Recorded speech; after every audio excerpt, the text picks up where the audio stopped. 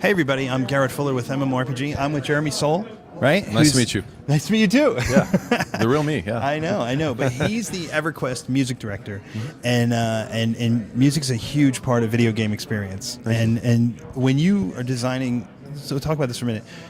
How do you approach a game when you're really starting to compose music for it? Like, what are the aspects of the game that you really look at first? Well, I think for this game, I had to approach it differently than anything I've ever worked on before. Right. Because, as you've seen from the presentation, this game is vast, and the way we have set up the paradigm to create a social experience is vast.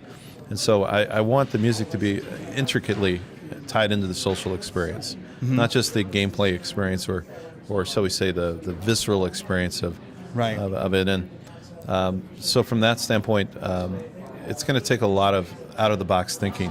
And that's why I think what's very cool about this team is that from the beginning, when I did my first interview with Dave, I expected that I'd have a couple people come into the room and we'd talk about music for 15 minutes and that would be that. But instead, we brought in basically all the principals of the team came in, 7, 8 people, and we spoke for hours. And I was thinking to myself, my God, the kind of resources they're tying up over a music discussion.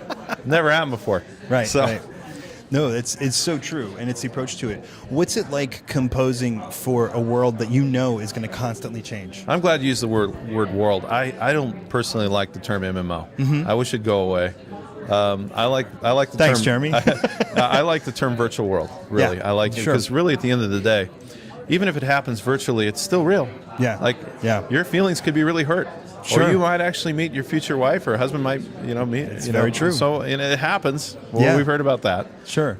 So things happen in this virtual world that touch all fabrics of society. Whether it's somebody in Japan or somebody in Russia, or all age demographics. I mean, these are the things that make a project like this super challenging to me. But I also see the future in something like this. Yeah. People say, they've said to me, and I'm not speaking in the capacity of Sony, but I'm saying my own personal opinion is, what's the future of social media? I said, well, it's not Facebook. I think it's the video game industry. In other words, could Pac-Man eat Mark Zuckerberg's lunch?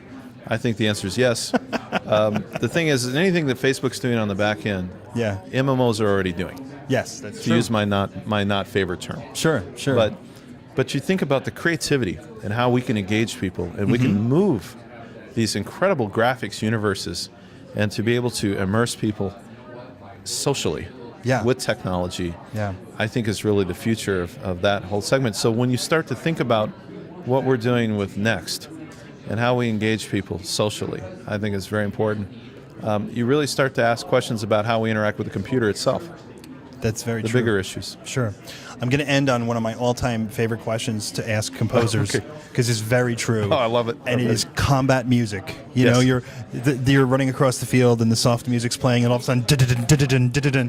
What is that like for you as a composer? Because to me, it sets the tone immediately for the fight, and it's got to be fun. Oh, I think so.